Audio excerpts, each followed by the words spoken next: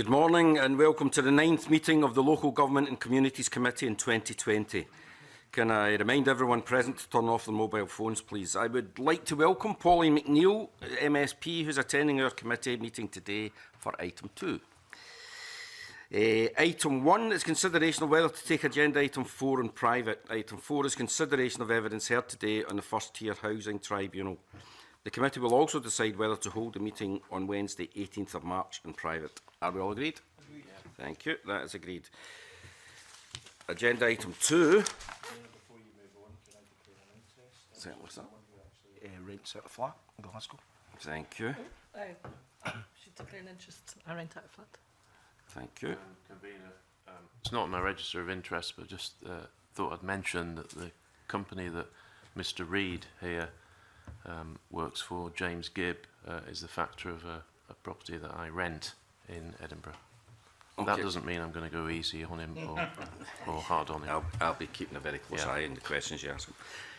Okay, thank you very much for that.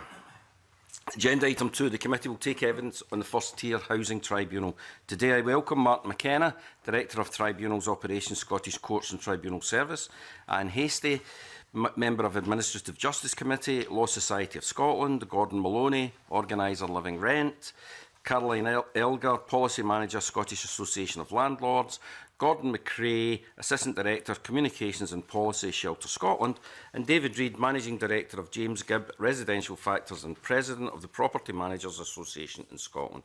Can I thank you all for your written submissions, and I'll move on to asking you a couple of questions. Can you give me a sort of general overview of the service and ways in which processes have improved or not since the tribunal was set up after December 2017? And what challenges do you think the tribunal and applicants are currently facing?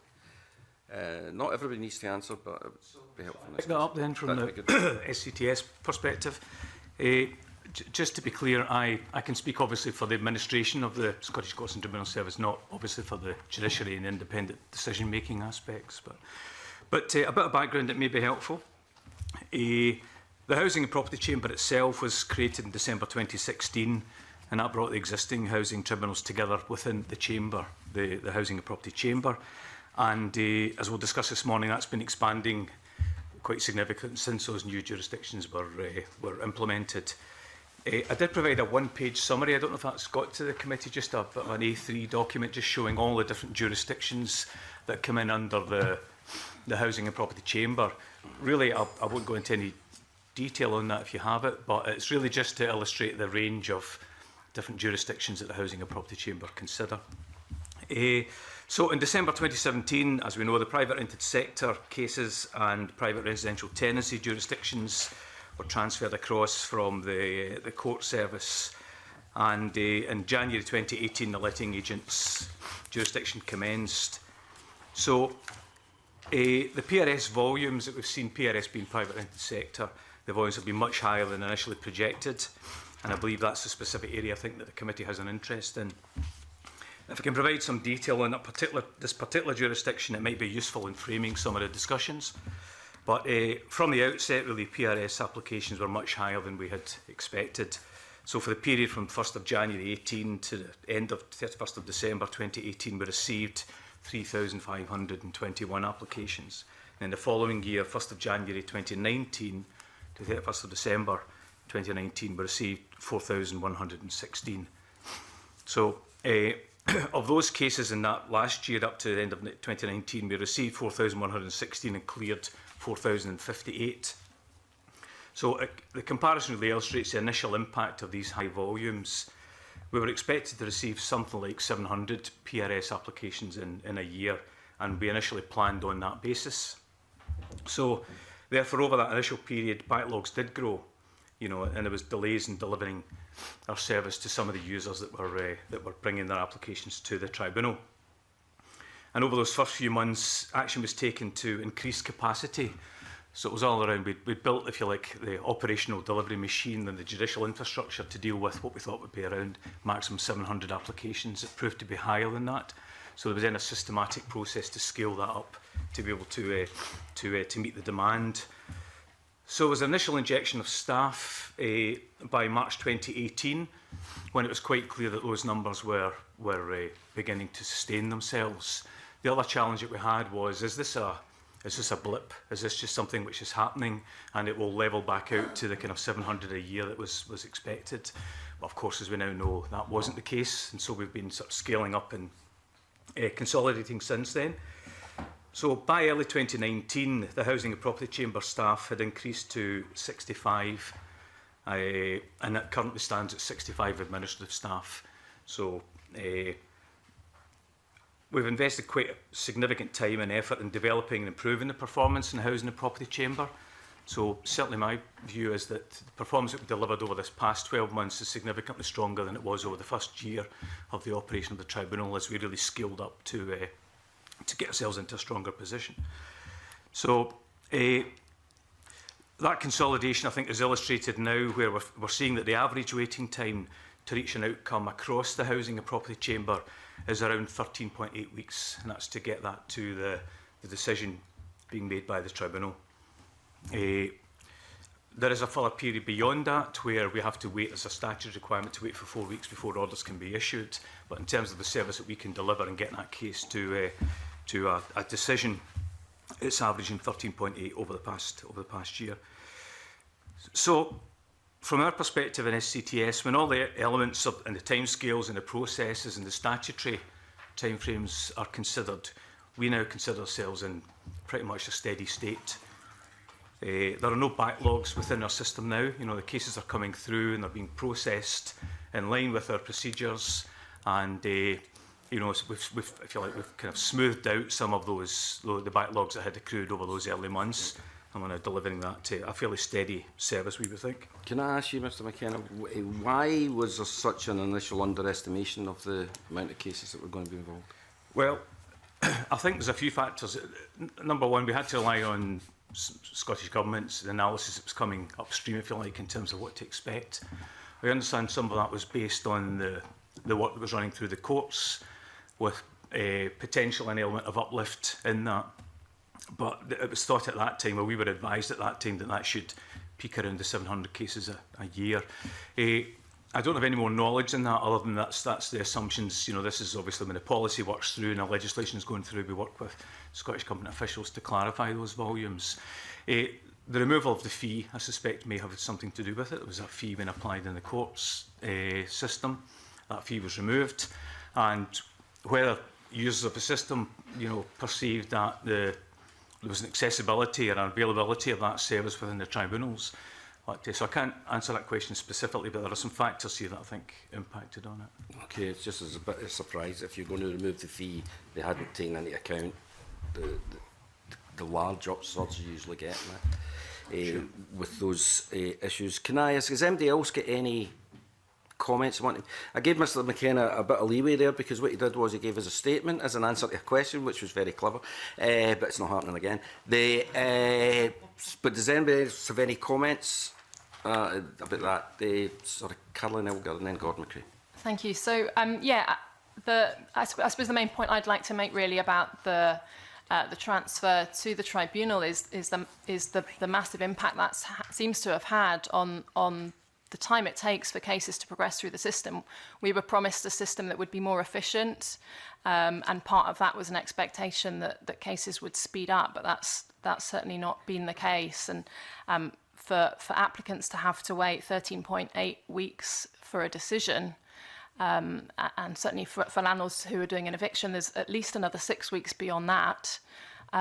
And for tenants who owe rent, you can't even apply until they've owed rent for 4 months. It's really a very long time to wait in order to exercise your rights under the terms of the tenancy agreement. Okay. Mr McCrae. I think just in terms of trends that are appearing, the one that's most captured our attention is the disparity in representation. So we're seeing that when tenants are represented at a tribunal, it does make a real difference. It's about twice as likely to be to find in favour of the tenant, and that tenants are not represented about 92% of occasions compared to just 12% for landlords. And landlords are increasingly using formal legal representation, which was not always the vision when we went down this route. So there's a real disparity of power. Now, the one caveat on that is that most of the cases remain short assured tenancies. They're not under the new tenancy regime, and therefore there may still be a sense among some tenants that under a short assured tenancy there's not the same value in appearing or getting representation, because that tenancy regime is still more favoured towards the landlords rather than the new one. So we wouldn't want to be too much into that, but I think this is a trend to be alive. Yeah, I think you might be getting into it later, because I think the colleague's going to ask a couple of questions around it. But one of the, I'd just like to make it clear first, I'm a non-solicitor volunteer member of the committee at the Law Society, and we support the Society's statutory duty to work in the public interest. I would agree with Shelter. Our concern is in regards to access to justice. In the courts were closer to where the people were, and representation also of the in-court advice projects, or volunteer representation from the advice agencies, from Shelter's Housing Law Service, was available to people, and people were able to access it better. Our concern is that with the volume, there's actually an impact on these agencies to address the homelessness issue, and taken with the Ending Homelessness Together action plan of the Scottish Government, there's somehow a disconnect between the two. So, you know, it's a human right to have a home, and so the Society is very keen to explore this further. We did ask some of our members for their views on your questions, and unfortunately the responses haven't come back yet.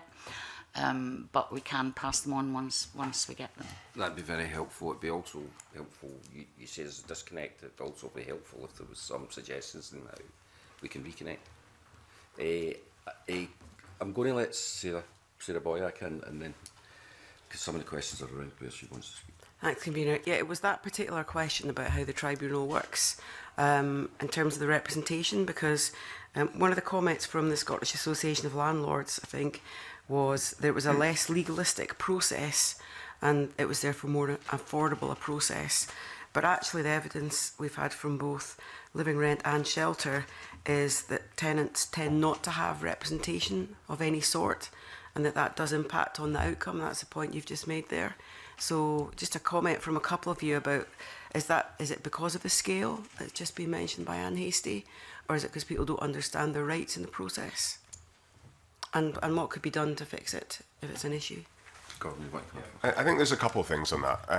Part of it is that we have to understand and recognise that there's a massive power imbalance between the parties in these cases. If you have a tenant who's working full time, is struggling to make ends meet, have made an application and have waited potentially months before it comes to a case management discussion or a hearing in the tribunal. Often they may have left the property by then, or they've given up, or if they don't have the legal any kind of access to representation. What we're finding is not only are they often going up unrepresented, often they're not turning up to these hearings at all, and that see cases getting thrown out for that reason. I think it's interesting to hear some of the thinking behind the tribunal from being more accessible. Obviously, getting rid of the fee makes it in some ways more accessible, but what we're finding is that the tribunal is only one part of the process. I was speaking to a tenant just this week who took a case to tribunal. It was a deposit dispute. They won, they were issued a payment order, but after that, the tenants are left on their own. And so we've created one part of the process, which is meant to be less legalistic and more accessible for tenants. But in order to actually enforce the orders issued by the tribunal, the tenants are left on their own. In this case, the tenant, they were issued the payment order just under a year ago. They've still not seen a penny of it. And for them, going to the small claims court, getting any kind of arrestment of funds or any kind of enforcement process is simply not accessible and not in line with the I suppose, the ethos of the tribunal being more accessible, less legalistic, and free, because none of the subsequent processes tenants are forced to go through are any of that. That's really useful. And Gordon McRae, in your evidence that you sent us, you said that tenants are represented in only a small minority of cases, but you commented that it appears to have a significant impact on case outcome. What's the kind of evidence you've got with that? So the analysis we did found that tenants who are represented were twice as likely to have a finding in their favour. But totally agree with what Gordon was saying. The other element of this is that 4 out of 5 cases the tenant isn't present at all. So it's even within the So did you say 2 or 4 out of 5 aren't there? 4 out of 5 in terms of tenant attendance overall is about 4 out of 5. 4 out of 5 cases they do not attend. So 1 in 5 they do attend. And so within those, if there's representation, they're twice as likely to have a finding in their favour. Now there'll be reasons for that. So, excuse me, can I just clarify there? Did you say that only 1 in 5 of tenants attend? Full stop. Yeah. Wow. Okay. Thank you. Now, I mentioned the caveat earlier on that the vast majority of cases are still under the short assured tenancy. So there's the old tenancy regime. So there is perhaps, and this is only speculation, a sense that there is less merit in attending because the power imbalance is far greater under the old regime. But I would just pick up on the other comment about the initial vision for the tribunal was that it would be less legalistic. However, on most occasions landlords have legal representation, so we aren't seeing that less legalistic approach. And that is still an intimidating environment for tenants who don't have access to that information, don't have access to advice. And the other element I would flag is where is the easily accessible, understandable, actionable advice and support to private tenants. It's just not there. I mean, we do what we can as a charity, but there's no real access to that level of consumer information and advice that can make the big difference even before representation is required. Thanks very much. I really wasn't expecting you to say that so few tenants actually turned up to the tribunal at all. Caroline Elgar, I think in your evidence you said it was a less legalistic approach, or you needed to have lawyers less frequently. How does it feel for your members? Well, certainly for the members that we speak to, and we give advice to members on a daily basis, who are to members who are applying to the tribunal. And from our experience, they tend to either represent themselves or be represented by family or sometimes their letting agent. So it's not usually, in our experience, someone with legal training. So I think it would be really helpful to get some official statistics on this, if possible, from the tribunal service, just to see what the actual picture is. And if I could pick up with Mr. McKenna, in terms of the process, what information does get issued in advance of a tribunal, and that point about people not actually turning up who've actually issued a complaint? What's your perspective on that? Well, in terms of information, there's a pack of information which is provided to all the applicants of various types of applications that are coming in. There's a lot of information published on our website. I mean, I would say the Housing and Property Chamber website is a really useful source of information for people who are accessing the service. There's also quite a bit of again, this is more the province of the tribunal, but there is a SIFT process, as has been mentioned, around reviewing the cases and establishing their readiness to go to the hearing. So there's quite a lot of interaction at that stage with the people who bring the applications. And I think the focus on that is to try and assist them wherever they can in making sure that they have the tribunal has the documentation it needs to reach the best possible decision. So there's an interface there in terms of interacting with users to try and support as much as they can. And that is, I guess I would say that is very much the ethos of a tribunal. It is an enabling role where they try and interact with users to try and support them as best they can. So there's the upfront information, there's the use of the website, and indeed our staff, as much as we can, try to assist people that contact us and point them in the right direction. But there ends up being a disconnect between people who raise a case and then don't attend. What kind of level of notice do people have that a tribunal is going to take place and that they can attend? Sure. Well, I think at the moment it's at least 2 weeks' notice that we're providing. I think there's a requirement to give 7 days' notice, I think, within the rules, but we're providing a bit more than that on average. So there's plenty of notice that's provided in advance of it. Some of this is, of course, policy issues around, the levels of Keen to attendees get and the those wider process side. factors. Yeah, that's helpful. Did you want to come back in on that one, Mr. Yeah, Maloney? I think it's important to understand that being less legalistic isn't binary. And in our experience, maybe the tribunal doesn't require any kind of particular legal expertise. I should say I'm a volunteer. I'm taking annual leave to be here as I do when I represent tenants in the tribunal. I've got no legal background, and we've had a high success rate in representing tenants. One of the things that has taught me is that there's something about experience and professionalism that obviously a letting agent who have staff members working full-time in this are able to bring to this and bring a level of experience and don't have to struggle to take days of annual leave, for example, to go to a tribunal that tenants may have to and may not be able to do. And what that means is maybe you don't require kind of a solicitor, although as we've heard some that is happening in some cases, but there's a significant imbalance in the level of experience and background in it that the different parties are able to bring to the tribunal. So is there a suggestion as to how you would address that? Is it more advice available to people? Is it, there's clearly an information pack, but there's a disconnect between people's capacity to actually process that? Yes, I mean, I don't have a specific recommendation. As we put in our suggestion, I think the committee should consider what steps could be taken to that. One thing that's clear is that the services that do exist to provide representation for tenants, ourselves, Shelter, and there's various others, are stretched to breaking point. Well, beyond breaking point, we're failing to represent tenants in the numbers that I think they need representation in. And I think one answer could be funding for services like that. Well, I would add to that. I think we have made a recommendation that government should consider capacity building within the certainly the third sector and advice agencies to not only increase availability but to increase the expertise within advice and support bodies through through tendering some training, making some more resources available. We think it could make for a relatively small investment by government could make a significant impact to improve the administration and the attendance at these tribunals. Just a final comment. Is there a geographical aspect to any of this in terms of how cases come forward and whether there are different outcomes or different representation issues? So you're directing that to... Yeah, sorry, I thought as a process issue, Yeah. unless other representatives have a view.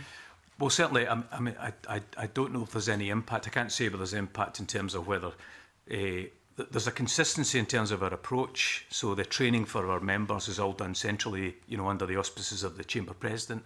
So we would say there's a consistency of that approach. We deliver then a service across Scotland.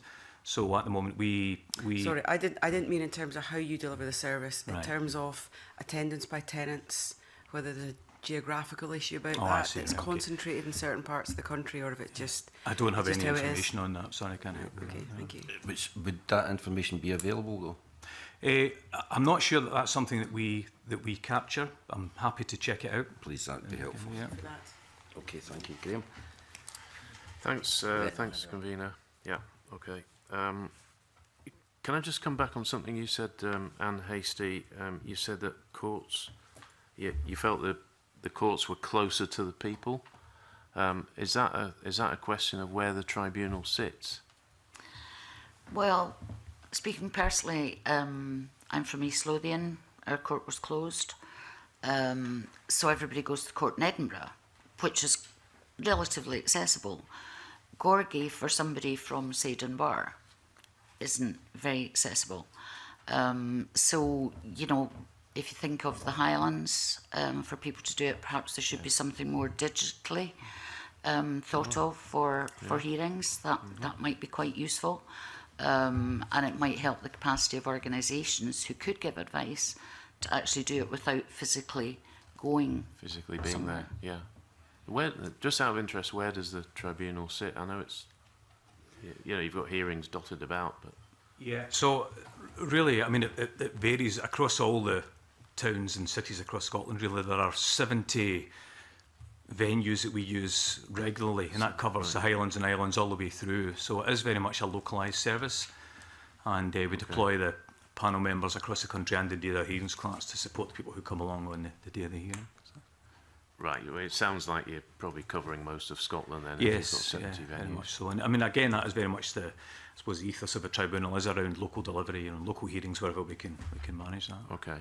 I just want to turn to sort of a couple of frustrations that I've had, which is around, one is the transparency of the system, and two is around how the system deals with, let's say, rotten apples, either letting agents or landlords or even factors.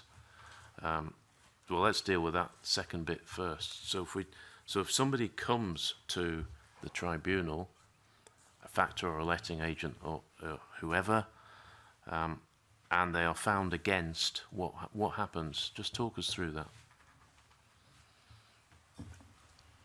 So from my perspective, Anyone with, you've all got experience of the system. so there's a process that we run through in terms of bringing the cases to hearing. That varies depending on the jurisdiction that's being considered. So, but broadly it involves sifting the case, getting the evidence in place, and then bringing the parties along to the tribunal as quickly as we can, add the case management decision or the hearing to reach a decision. Those parties vary across all the different jurisdictions that are there, but the tribunal's function really is to consider all the evidence and reach a decision. No, I understand that. We've been through all that. We've heard the evidence, and you make a decision. The decision goes against the letting agent or the factor. What happens? I know the answer. I just want you to say it. Okay. Well, that's not once that the tribunal has issued its decision. Really, then that's the function of the tribunal completed. Right. Is it not the case you issue an enforcement order? Sorry, yes. Right. That's what I'm getting at. Okay. Right. So we issue an enforcement order against whoever it is, and then what happens? Anyone got experience of that? Mr. Reid, maybe? Yeah. Certainly. In terms of once the enforcement order is passed to, I can only talk from the factor community point of view, then the property manager or factor has to act upon the enforcement order. There has been cases, 3 of which off the top of my head, where companies have had an enforcement order against them and have failed to act upon it. And I guess the point you're making is, at that point, we as an industry, certainly an industry that's had a bad reputation, and we embrace the Property Factors Act for that reason, is that we need to see completion, because it seems to stop at that point, where, as I said, there's been 3 deregistered, but nothing to follow up on the fact that there is potentially a criminal act having taken place, and the Act does refer to that in its later stages. It does. So you've got an enforcement order. You're issued with an enforcement order. Is anyone checking whether you carry out that order? No. No. In our experience, the onus falls to the tenant to see through the completion. For example, if it's an enforcement order is one of the things a tribunal can issue against a factor or a letting agent. Payment orders are other things. Yeah. And what we find is that tenants are left to do that themselves. And as I mentioned, that can be a complicated and costly process that many tenants find prohibitive. One of the frustrations we've found is that a lack of joined up thinking, that if landlords are being repeatedly found against in the tribunal, the onus shouldn't be on the tenant to be the one that reports that to the council or landlord licensing or things like that. And we would hope that there's some kind of communication happening there, that tenants who are busy, who, as we've already heard, are not in a position often to even be represented in these hearings, are certainly not in a position to see through the enforcement of payment orders or enforcement orders. I know Mr. Reid wants back in, but it isn't just tenants, of course. It could be private homeowners. Sure. Yeah. there's a bit of disjoint there, as I can see, because we've got the opposite, where we actually are followed up as an organisation to ensure that we have actually complied with the enforcement order. So our organisations, and certainly member firms of the Property Managers Association, in terms of reputation of the industry, will act upon that. However, for us, it's certainly the part beyond that that is of concern, and continues to be of concern. Fortunately, member firms act on it, deal with it, but those, and the 3 that are actually deregistered, are not member firms, and there doesn't seem to be, it's that stage of the process. So basically what I'm saying is different to the letting agents, is the factors actually act upon it and are actually followed up by tribunals to make sure we have carried out the enforcement order. So I guess what you're saying is that doesn't happen from... Okay, excuse me, let Caroline Elgar in, please. From the point of view of landlords and letting agents, if a decision is issued against them, as you probably know, they're all published on the Tribunal's website, so the enforcement authorities have visibility of those. Both landlords and letting agents are legally required to register landlords with their local authority, who, as part of their checks that they do when a landlord applies, they carry out a fit and proper person test. And we would expect that that would include checking to see if there have been any decisions against them, and if so, following that up. And obviously, if there are a number of decisions against them, then that might mean that they are considered not to be a fit and proper person to be on the register. Letting agents, that they have a requirement to register with the Scottish Government, and certainly the Scottish Government will and do check that register. And I believe there have been, well, at least one letting agent application refused because there have been decisions against that agent that have not been, that they haven't complied with the order. So you know, I think there is work happening there. Another point to make is that we have a number of letting agents who are members of our organisation, and if they have decisions against them, that is also something that we follow up. And if they don't comply with the letting agent enforcement order, then we would remove them from our organisation. Can I ask in practical terms, what difference would that make to the tenant?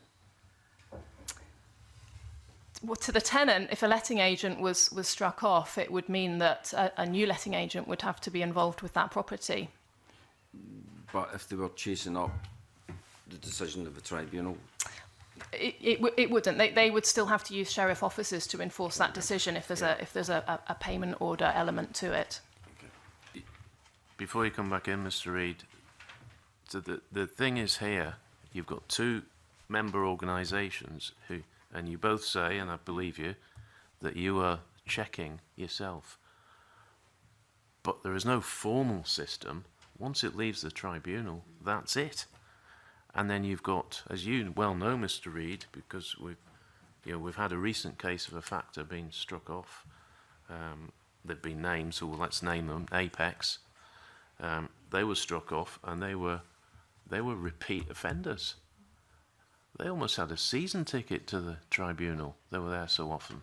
And yet, no, you know, it took far too long to get rid of these people because there was no follow-up. So you've got this system where you can have people getting orders, ignoring them, carrying on as before. And that seems to me to be unacceptable. Comment. And certainly I don't believe that will happen from the letting agent's point of view. I think the Scottish Government are intending to enforce that rigorously, and if there are letting agents that repeatedly fail to comply with enforcement orders, I do expect to see them removed from the register. There's also a stage before as well, where you have a number of factors that don't appear to be registered either, and continue to practice.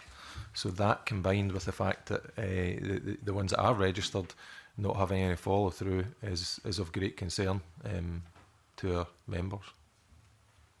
And you should be registered. Should be. How are they getting away with that? I was hoping for some answers today.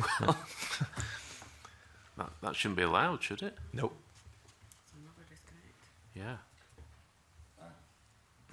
things that we've been looking at is the independent scrutiny of tribunals across the board, whether it's employment tribunals or particularly the new social security tribunals coming up, and obviously housing tribunals would fit into that. There was the STAJAC, it was called the Scottish Tribunals Advisory Committee, which was in existence between 2013 to 2015. And there was the AJTC in England and Wales, which originally covered Scotland. And, you know, we don't believe there's anything happening about independent scrutiny of tribunals, and we think certainly that that is something that should be happening in Scotland. Yeah. Where would you see that scrutiny coming from? What kind of body would you see? Well, it would be on the lines of STAJAC. They did an incredible mapping report before they, you know, their organisation ceased. Sorry, Miss Stacey, what is that? STAJAC is the Scottish Tribunals Advisory Committee. If you Google STAJAC's report, you can see the last report that they did.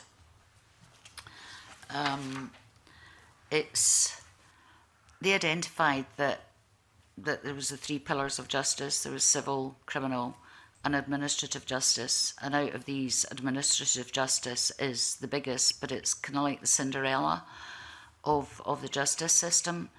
And, you know, administrative justice affects more citizens than any of the other ones do. So it's really important that there is some independent scrutiny of the tribunal systems.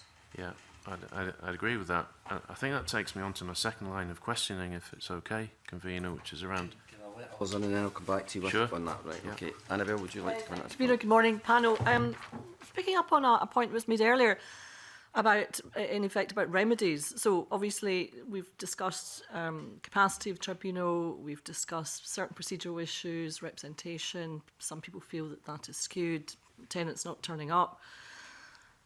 Dealing with remedies, so a decision is made, whatever the decision is, against whichever side it is, and then one would expect there to be a remedy. Otherwise, what's the point?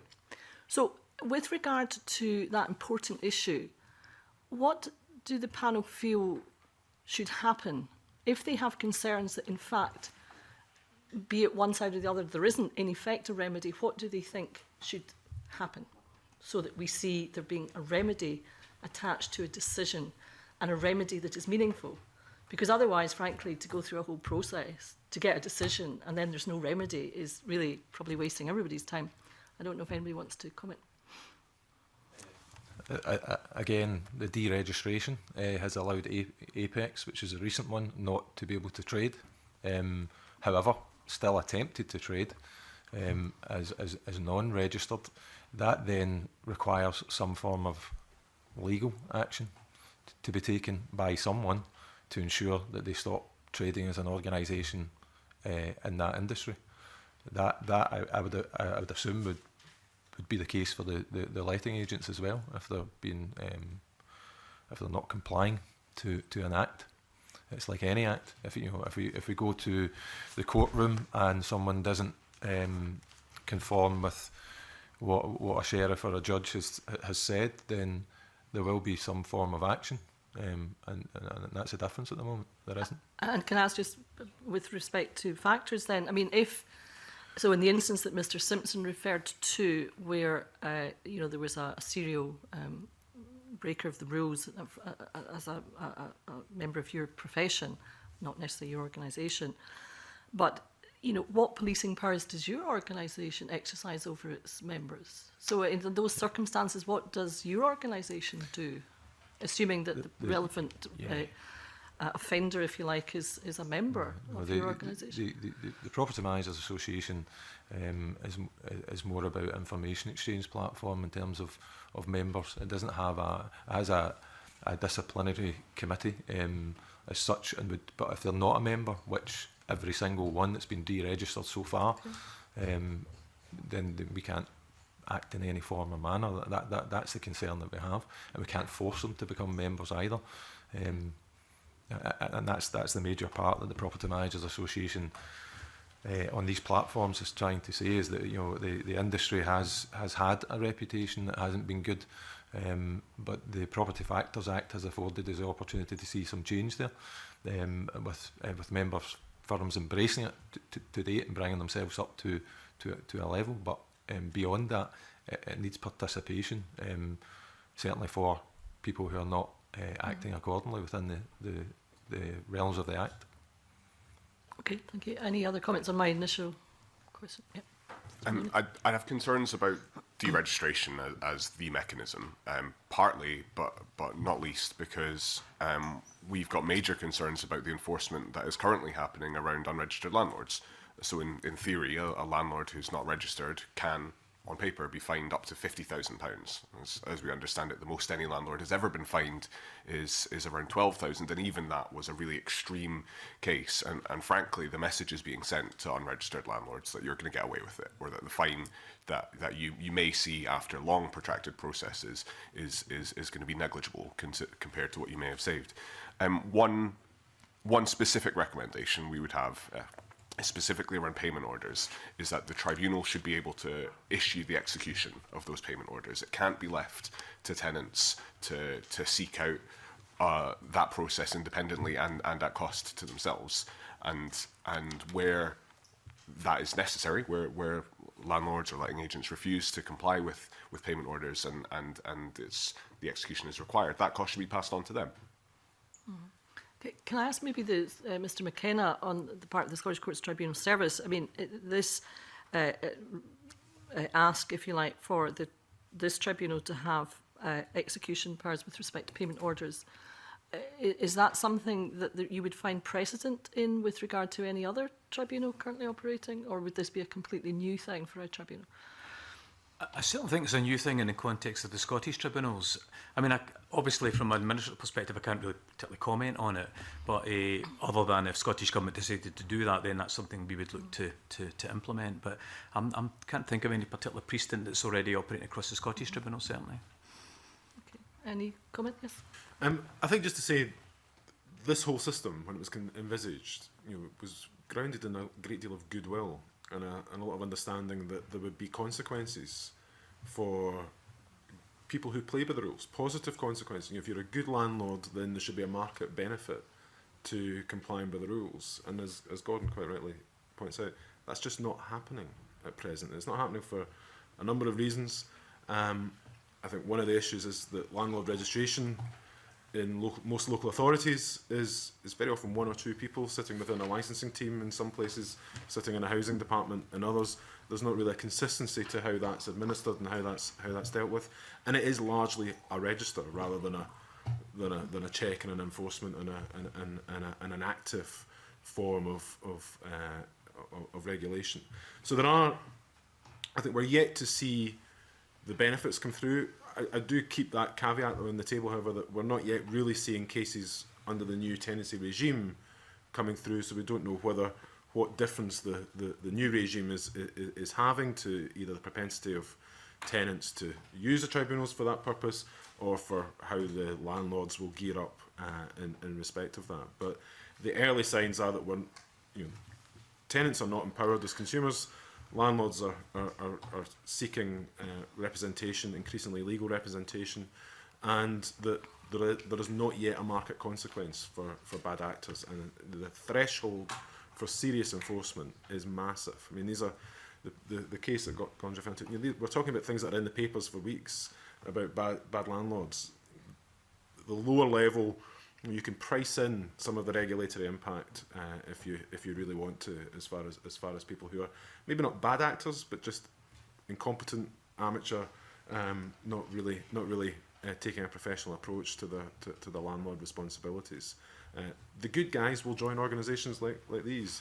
It's the others that kind of fly under the radar and for whom the consequences are still not greater than the profit they're making. Sure, Mr. Sorry. Just a further point that I have noticed, because I did say from the outset I'm here representing the factor community, is that we find the demographics are slightly different, so I don't know whether the processes are slightly different, because we do get a lot of attendance by complainants. What we also notice is that since in October 2019, the information on the factored complaints since in 7 years has been 1,448 cases.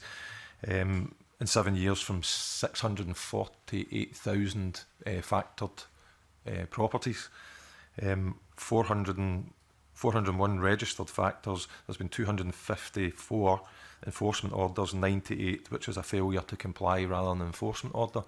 So we're seeing a slightly different demographic over here in terms of who turns up and the process from start to end. It seems to flow. We do have our issues which we won't go into at the moment in terms of where we think the improvements can actually be made. However, it's clearly different from what's going on from the lens perspective. So that begs the question as to whether the processes are slightly different there. I don't know. I think the difference is that when the statistics that have been bandied about tenants not attending the tribunal, in the majority of those cases, they will be the respondent, not the complainant. So I think that's really where the difference lies. They haven't brought the action in the first place. Sure. It's been brought against them. Can I throw in a wee curveball? I mean, the issue of no fees. I mean, thinking of, some may say that if you have no fee, there's, just go anyway and see what happens. Whereas if there's a fee, you have to have a wee think about, is this the best use of my money? Any comments on that? Because, of course, mediation is another thing to throw out there. I just wonder, looking at the bigger picture here, if you've got any comments on that, maybe Anne? That was one of the issues that happened with the employment tribunals when they removed the fees, and it was all bets were off. The volume just shot up. On the enforcement side, we have concerns about, we're involved with the government with the Statutory Debt Solutions Working Party and with Mr Hepburn, and the enforcement of the rent arrears is unlikely to happen because invariably the people won't have the money. There was one case that I noticed where universal credit was the issue, and I was really concerned that the tenant said, well, it's okay, I'll be evicted. They had actually turned up, I'll be evicted because I'll maybe get other benefits and I'll get another house and it'll be fine. And it's like, no. But there's also the cost to the local authorities. I remember years ago, it was about £15,000 it cost, and that's about at least 10 years ago, for the local authority for a homeless application. So the saving on the one side for the tribunals isn't matched with the cost of the public purse for the local authorities having to rehouse people. And then there's the NHS cost for the well-being of the families, and child poverty I'll just throw in as well. So. Big issues for society to get to grips with this in whatever way that is deemed, to be the best way. But obviously there's a lot of knock-on costs that we have to factor in. Yeah, we again, factor community again. Our members are certainly calling upon a fee because, again, the demographics of the complaints has been repeat complainants that have already failed to get an enforcement order put through, frivolous, vexatious, and so our members have asked the question whether that's a consideration, because we truly believe it will stop some of the, given the statistics on our side, stop some of the repeat complainants who don't actually get an enforcement order against the factor. Can I ask, is there any system for that in place, some sort of sifting system that the vexatious complaints are looked at differently? No, not within the tribunal's side of it. No, I mean, So cases any really are complaint- considered on their merits as they come through, and then decisions are taken. Again, it's a sort of, as an independent judicial bodies, you can appreciate, the sort of the broader aspects of that are not something that's considered by the tribunal. Sorry. On this, another concern raised by our members has been the sifting process. We have seen a case come in front of a tribunal where it wasn't even a homeowner, and the Act or the Code is very specific about that. We've also seen scenarios sifted through which we believe should never have passed sift, which is then ultimately cost the taxpayer ourselves sitting in this room. So that we're calling upon a better sifting process. Okay. I'll bring you in later on, Paul. Jeremy? Thank you, and good morning. I wonder if I can just go back to clarify a couple of points. I mean, I was interested in Mr McRae's comment that 1 in 5 attend the tribunal. Do you know what the figure was when it was the Sheriff Court? Was it higher, lower? Have you any kind of evidence on that? I don't have the number to hand, but it wasn't a big number. It was, you know, the representation where, and you know, Carolyn's quite right. More often than not, they are responding to a case would often be low, but it's to do with access to justice. In the Sheriff Court, you can seek legal aid depending on, you know, there were those routes. So for serious cases, there were just different forms of representation available, but I don't have a number to hand. Okay. I don't know if anyone has that. I think certainly with the in-court advice services being based in the court, they're funded through the Legal Aid Board. They will make themselves available to anybody who doesn't have representation.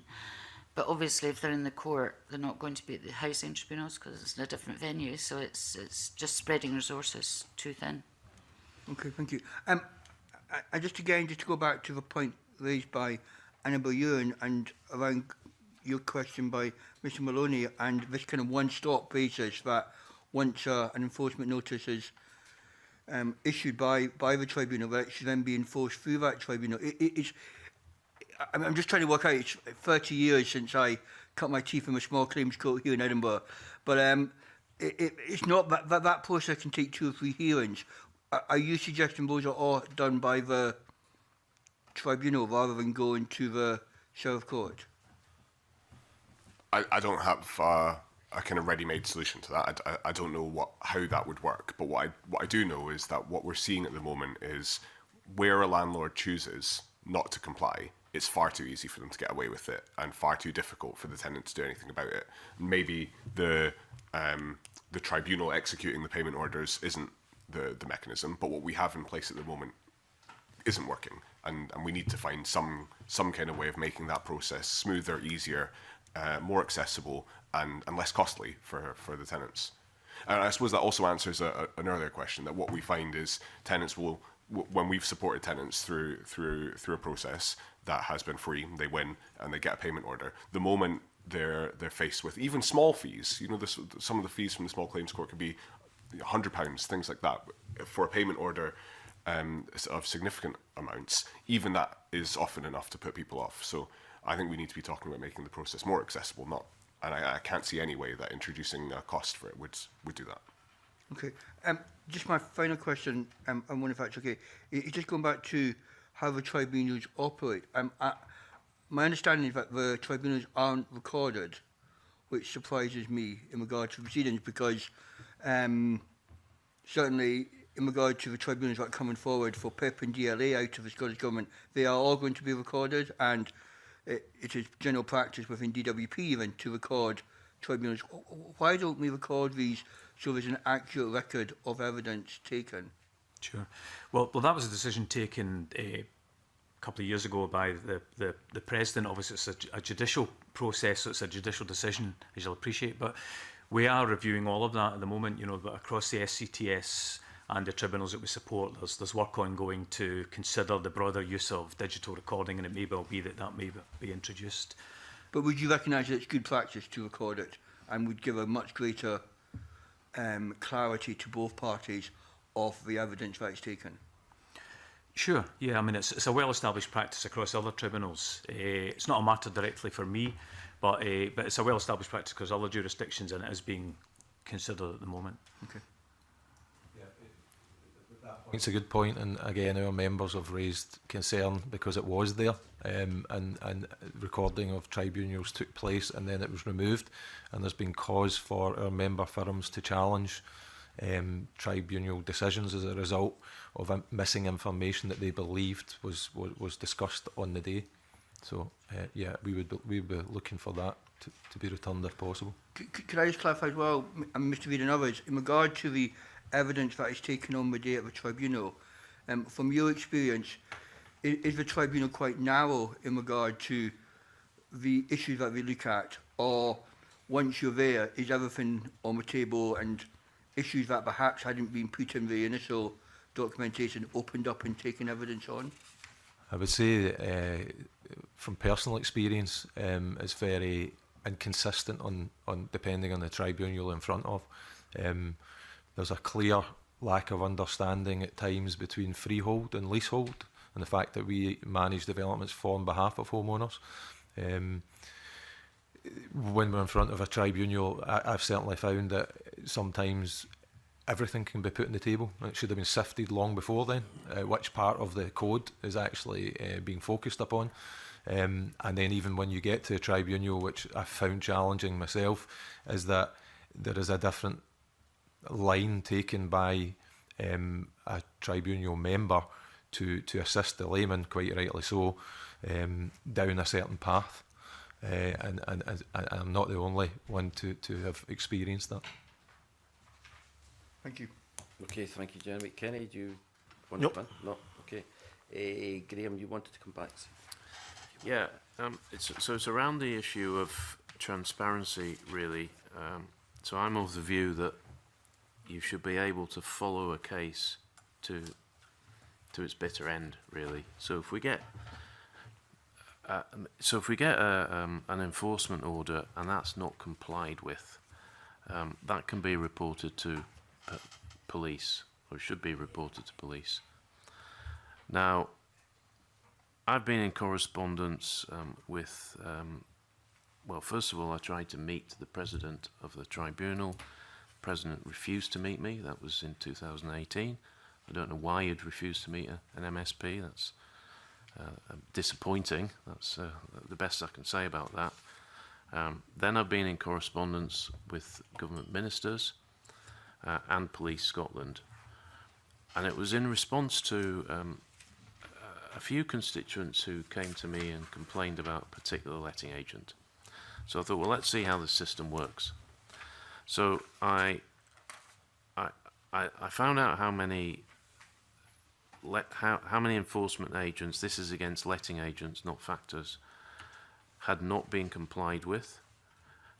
10 had been reported to police. I asked the police what happened to those 10 cases. They told me that 8 had been referred to the Crown Office. 1 more was being, and Procurator Fiscal Service, 1 more was being processed. I followed this up with another request. I was told the original response was not right. Only 1 of the 10 had been reported. Now, I cannot find out. Nobody will tell me what's happened to that one case. You cannot follow it. So, you know, what's the point of this system if you cannot discover what happens to somebody who's fallen foul of the rules? You cannot follow that case. It's ridiculous. You're nodding, Mr. McKenna. I can't answer that. I don't know a specific case that you're referring to. Well, neither do I, because nobody will tell me. I don't know. Nobody will say. They'll just give you numbers. You cannot follow individual cases. So that's me as an MSP. If I'm the poor person who's made a complaint, how do you follow the case? This should be a matter of public record. If you've got a system that's supposed to be open and transparent, and it clearly isn't, that system needs to be reformed. The complainant, you know, as a party to the action, would be able to contact the clerking system of the tribunal and get information. Sorry, I think that's right. Clearly, when cases are in under the auspices of the tribunal would be managed, then there is a transparency there, and if people involved in the case need information, we provide that, you know, and it will go through a process. I think as we're recognising, the tribunal process comes to an end and then it moves beyond that, and the tribunal has limited powers beyond that, you know, can only discharge the functions it has available. It becomes a broader issue, which I can't. No, I agree. I just think it should be more joined up. Yeah. We should be able to publicly. I think that's something that could be included in any independent scrutiny, where they have a wider view. And I'll just correct what I said earlier. It's the Scottish Tribunals and Administrative Justice Advisory Committee. Okay. So we can send the link. Thank you. Mr. McRae. I mean, just to sort of follow up on that, I think it raises the concern for us about how do we evaluate whether policy changes are actually working. And whilst it's, you know, it is possible, although not easy and very time consuming, for individuals to follow their own case, how do we get the transparency that we need to know how the system is working? And I think there are ways in which we should be improving the data and the transparency around the tribunals, and I think that will allow us to better evaluate whether this is working, whether this is people are accessing the right things. A lot of what has been said today is caveated by shortcomings in the data and the overlaps in the old system over the new system. So it is a partial view. It's why we're quite, I think, as Shelter, we're trying not to be too declarative at this point in time in terms of whether it's working or whether it's not, because we just genuinely don't know, and it's too early to say. Yeah. Thanks. That's point well made. Can I just ask, Mr. Reid, in your submission, you have made the point, which I think I've already made actually. You say that the current Factors Act, the Property Factors Act, is unclear as to how a factor should be removed. So, in other words, there doesn't seem to be any sort of trigger point for taking that action. It's essentially up to the government minister whether he or she decides they're bad enough, and that of course means that the government minister has to know about them. Yep. So there doesn't seem to be a formal system for doing that. Yep. And like yourself, that's when we lose sight of it. Yes. And there's a number of other issues as well, and they're going back a few stages. You know, if something is not is sifted out, our member firms would have hoped to have access to that information, because they see it as gap analysis for their business as well. There may be something in there, so that there's pros and cons. The decision in its detail not having been recorded, the situation that you've just spoke about. So there's still a number of anomalies in there that we'd like to see filled. Yeah. And that might, you know, if we had something like that, that might have helped to deal with the apexes of this world rather quicker. Absolutely. So that to me would be a good thing. One more point, convener, if that's okay, and it was something that the Law Society, which I think was an idea of yours, that we should have a housing dispute service. Is that yes, this is something that's happening in England and Wales, and we're looking at what's happening down there, obviously, to see whether there would be any benefit to have it in Scotland. I think initially, actually making representation or advice simpler and easier, and, you know, not just signposting people to advice, because you have to make sure that the capacity is there to take on the cases.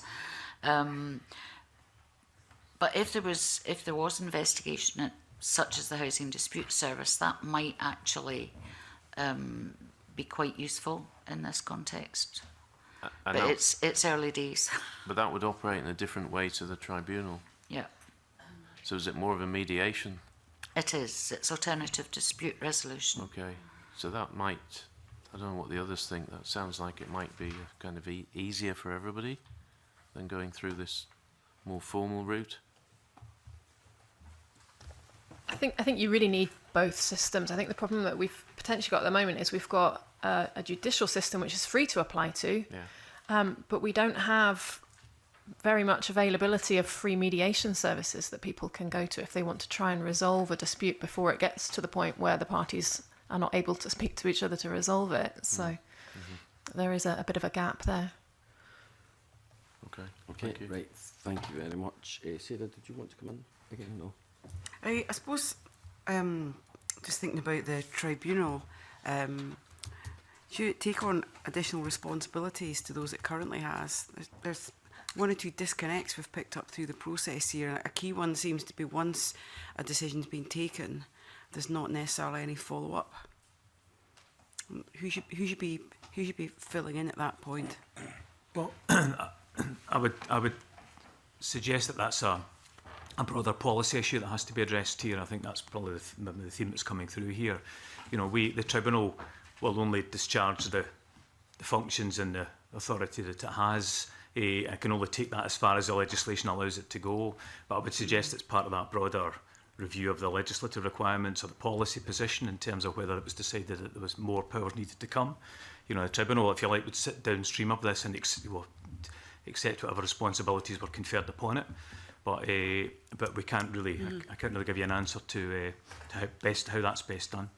I'd be interested in views of others. There's obviously an issue about avoiding things having to go to a tribunal because you've reached an agreement or a common sense solution. There's making the tribunal work, and then there's when a case has been decided but it's not actually implemented, it's not followed up. Appears to be a gap there as well. I don't know if others have any comments. I can talk about the cases I've been involved in, which is, and almost universally we try to resolve things informally first, again, almost universally what happens is the tenant will go and speak to the landlord, or try to if they respond to the email or if they agree to meet with the tenants, and get nowhere. Or we've had cases where landlords have made kind of offers of goodwill gestures of, you know, £100, and the tenant has rejected it and then gone to tribunal and been awarded, you know, 10 times that amount.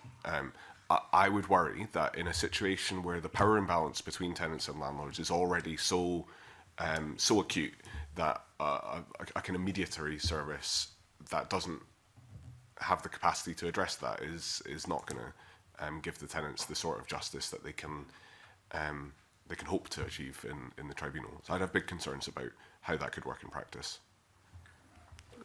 From our perspective, this sits alongside a few issues, not just in the private rented sector, around rights enforcement for people in the housing system, and there isn't really a consumer interface for tenants, for renters, for social tenants, that can ensure that their rights are enforced without it relying on the court system. So I think the priority right now is to make the tribunal work, and to really sort of let it bed in, see what the impact of the new tenancy regime is going to truly be. But that shouldn't stop us picking up on some of the emerging issues, like the follow through, like access to information and representation. I think there are things we can be doing now. I've already mentioned building capacity within the sector, but I think we would be very open to reasonable solutions to the follow through. We have to be aware that that will apply equally to tenants as it will to landlords, and has been mentioned in passing, there are significant, if we're talking rent arrears, the impact of universal credit. There's a massive amount of public money goes to private landlords through the housing benefit system. This can't just be seen in the context solely of a private contract between tenants and the landlord. There are public reasons why some people are getting themselves into difficulty. So that our concern just now really is that there is this, when it comes to housing, all the onus is on the individual to enforce their rights, and there isn't really that representative body. Okay. Right, thanks. Okay, thank you very briefly, Jerry. We was really picking up when I think a comment by Mr McCrae early on again. I think it's interesting. I think everyone agrees there needs to be some kind of review of how it's all working. But I'm also conscious that you mentioned that we're still really working under a shot, and then we haven't moved on yet to the new lettering arrangements. without maybe being too specific, do you think review should wait until we've seen how those work, or do you think we should carry out a review even at this stage before we have seen how the new system works?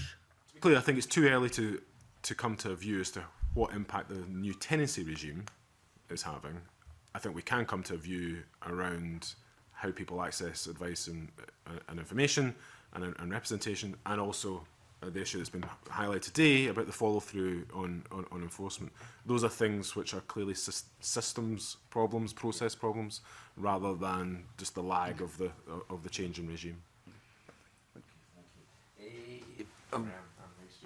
Oh, my apologies. It was just again, an analogy between the employment tribunals. When someone got an enforcement order from the employment tribunals, they would have to go and find a sheriff officer and get them to serve it, and then if it didn't get paid, it was back into the courts again. So it's a bit circular. Yes. Well, there seems to be a lot of things are circular and, as Sarah says, disconnected and stuff like that, which has been very useful. Topic. You may. Thank you. Just briefly, the issue of appeals to the upper tribunal, have we got clarity on how many there are?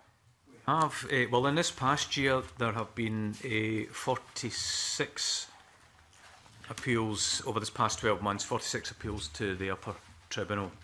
And that constitutes just over 1.1% of the applications running through the first tier tribunal, through the chamber.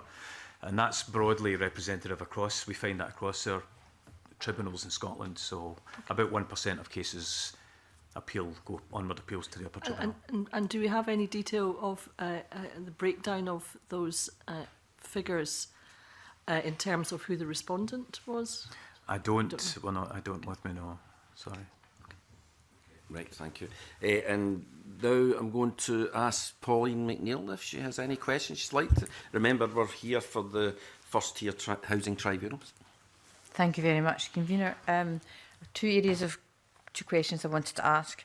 The first was a continuation of Graham Simpson's question about transparency, because I did previously meet with Jessica Burns, and she was very much in favour of more transparency and publication to give more information. I just wanted to clarify, do you publish the outcome of the cases and of the 4,000 odd cases that you said cleared?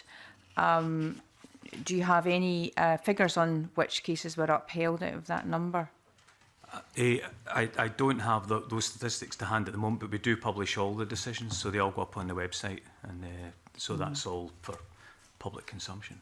So you could see which case, so you could see the numbers which are upheld? Yes. Yep. I just wanted to also clarify, so Gordon McRae had previously said that 1 in 4, 1 in 5 don't, or 4 in 5 don't do not turn up. Right. Yeah. How does that square with the 4,000 cases that you said cleared in the last year? Does that mean if they had turned up that figure would be higher? Or? No. I mean, those cases, that's just the decisions that are reached by the tribunals who hear those cases, whether people turn up or not. You know, so I think that's just an overall clearance number. I don't have those figures to hand or the breakdowns, but attendance rates across those different jurisdictions that we manage, I suspect it might vary. As the point was made earlier, it may well vary from jurisdiction to jurisdiction in terms of the levels of people who turn up at them. But that number is the overall number of decisions that were reached by the tribunals, whether people turned up or not. Thank you. Some second questions in relation to the powers of the tribunal to increase rents. So I should say that I have a members' bill being drawn up now where I'm interested to address that question. I was quite surprised to learn that if you go before the tribunal, the panel can't increase your rent, which I thought must be quite a big barrier to people applying, because if you're applying to get your rent reduced, would you risk a panel who might decide to increase your rent? I just wondered if anyone could help me at all as to what the rationale for that was. It's to do with applying a market rent. One of the things that struck me was if a landlord has already set the figure and you want to challenge it because you think it's too high, why would you want the power to be able to increase that again? It seems any information would be helpful. can come. I'll talk about that. I want to quickly say this figure of 4 out of 5, I think, is a dramatic underestimate. If you look at applications in the round, I think, and consider applications that never make it to a case management discussion or a hearing, there'll be a huge number of applications where tenants make an application, are asked for further information, don't respond to that, and then it never comes to the hearing. So I think that figure is actually probably significantly higher than the 4 out of 5 that don't come back. On this question about rent appeals, so the process is if a tenant is issued with a rent increase, they can refer it to a local rent officer, and they, as you say, they can reject the increase, they can lower it, or they can indeed issue a higher figure, and then the same process is repeated at the tribunal. And what we find when we speak to tenants is rents are one of the most pressing issues, high levels of rent, and they just don't have faith in this as a process, because we can't guarantee to them when we're giving them advice that in doing so that the landlord isn't going to that the tribunal or the rent officer isn't going to issue them with a higher rent. And indeed, if you look at the database of decisions, there's a number of examples where, for example, a tenant, to give you a hypothetical, is paying £900 a month for 2 tenants in a flat. Their landlord is increasing it to £1,000. They refer it to the tribunal, and not only does the tribunal uphold the increase, but they set it even higher. They set it at £1,200 a month. And in a situation like that, you can understand why tenants just don't have any faith in that as a process. Does anybody have any stats that show how often that sort of thing would happen? Because I mean, I'm a bit like Polly McNeill, where I'm kind of surprised at that, but also I'm even more surprised that the outcome would be that it would be more than the landlord was asking for. So I mean, if it happens, how often does it happen? It happens frequently enough. I don't have statistics to hand, but we've certainly had cases within the last year. The issue is the metric that that's being applied. It's not a question as to whether is this rent increase fair. It's a question as to what is the market rent in that area, and I think if we were even just to tweak it to the point where the question is whether this is a fair proposed increase. That would remove the prospect of it going above what's been proposed.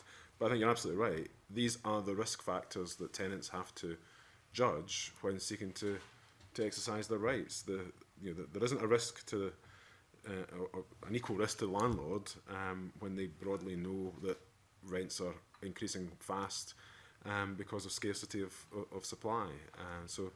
Yeah, I mean, I think it's one of the areas that once the new system's in place and we can really start to see what impact that's having, we can start to look at it. We would certainly support removing that option. There would also be a knock-on effect to housing benefit, because housing benefit is set at market rents. So it's... Sometimes you're better keeping quiet, then. Is that what you're saying? Sorry? Sometimes you're better keeping quiet for the tenant, then that's the sort of risk that they're playing. Absolutely. Gordon, I can give you an example of a case that we had this week. And this was a tenant on a short assured tenancy who've been issued with a £7,000 rent increase for the year. Now, they could challenge it, but they'll just be evicted. We have another case of a tenant where they've been issued with an £8,000 rent increase. These are landlords in Edinburgh getting ready for the festival. To us, it was clearly retaliatory. And so to answer the question about the numbers, the decisions on the tribunal are available, and you can see that I don't have the exact statistics, but it is significant. But the key thing is that tenants aren't using this process because they don't have faith in, they can't be sure that they won't end up with a worse situation. And so what we find is people just leave. And it's a point I made in our submission that the good work of the 2016 Act and the Tribunal in protecting tenants from eviction, and specifically removing the no-fault grounds for eviction, our concern is that these are being undermined by the ability for landlords to essentially evict tenants by rent increase.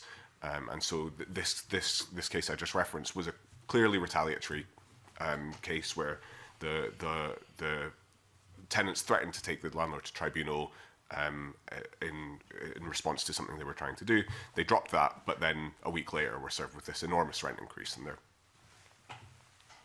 They're just going to leave. That was a very interesting point you raised there, because I wasn't aware of it. Pauline, do you want to come back in now?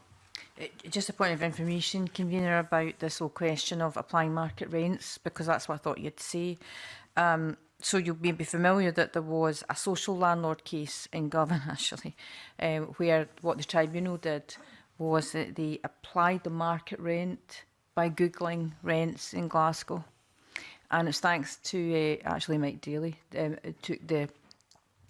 But I just finished on this point. What it strikes me, just I looked in depth at the case, is that perhaps a subject for another day, but there definitely needs to be work done within the tribunal system about how tribunal judges are applying their decisions, and something the committee may want to look at further, because that should never have happened in the first place. And I represented people who still, because they couldn't afford to join with the action, had the market rent applied to their social landlords. Just one last point, Pauline. You mentioned Jessica Burns. Could you, for the record, tell us who Jessica Burns is? So Jessica Burns, she was the previous head of the tribunal service. Actually, Jessica Burns was I think the regional judge for the Social Security jurisdiction. Right. It's actually Aileen Devaney is the president of the chamber president for the Housing and Property Chamber, and Lady Smith is the president of Scottish Tribunals, so she's the senior judicial leader, if you like, that looks after all the Scottish tribunals. So. That's right, but I think she made the point that I was supported by, I think, other people in the system, that the point that Graham Simpson made is that more transparency would be desirable. Okay, thank you very much. Can I thank you all for attending today's session? It was a very useful session, and we'll now consider the next steps in this matter when we go into private session later. I now suspend briefly before we move on to the next item.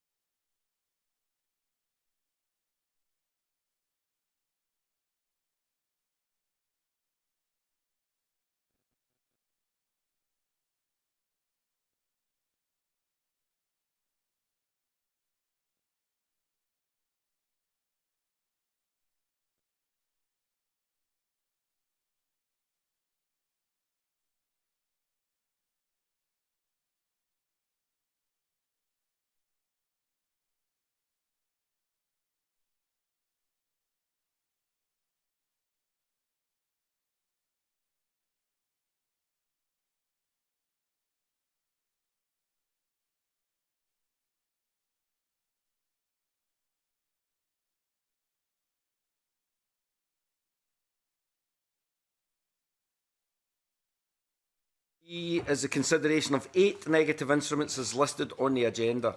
These instruments are laid under the negative procedure, which means their provisions will come into force unless the Parliament agrees to a motion to annul them. No motions to annul have been laid. The Delegated Powers and Law Reform Committee considered these instruments at its meeting on 3rd March 2020 and determined that it did not need to draw the attention of the Parliament to the instruments on any grounds within its remit. Given that no option to annul has been lodged, if no member objects, I propose to ask a single question on all these instruments. However, I will first allow members the opportunity to put on record any comment or observations they may have on any instruments. If you're doing so, please make clear which instrument you are referring to. Is that overall approach satisfactory to the committee? Yes. Thank you. In that case, before putting the questions on these 8 negative instruments, I invite any comments or observations. Sarah Boyack. Thank you very much, Convener. I gave a notice before the meeting that there was a couple of questions I had over one of the regulations that's in front of us, and I don't wish to delay it. I don't wish to oppose it. But there were a couple of questions, and it's in relation to SSI 2020-38, which is the one about non-domestic rates in enterprise areas. And my question was really, I would like some more information from the Scottish Government about numbers of properties impacted and their assessment of the effectiveness of the regulations that we've had before on this issue. And in relation to SSI 2020-26, it's the Local Government Act Scotland remuneration regulation actually looked like a good regulation because it enables councils more flexibility when councillors are paid leave of absence, and it just strikes me in the current climate of trying to enable people to take maternity or paternity leave. This is actually a good regulation. I'm glad it's in front of us today. Thank you. Thank you, Convener. Thank you very much. In that case, we agree to write the letter as suggested. I now invite the committee, if it does not wish to make any recommendation in relation to any of these instruments listed in today's agenda. Is that agreed? Yeah. Thank you. Right. For reference, the instruments in order are SSI 26 on local governance remuneration, SSI 36 on non-domestic rates reverse vending machine relief, SSI 38 on non-domestic rates enterprise areas, SSI 40 on non-domestic rates relief for new and improved properties, SSI 41 on non-domestic rates telecommunication installations, SSI 42 on non-domestic rates transitional relief, SSI 43 on non-domestic rates unoccupied property, SSI 44 on non-domestic rates valuation of utilities. And that concludes the public part of today's meeting, and I now move the meeting into private. Thank you.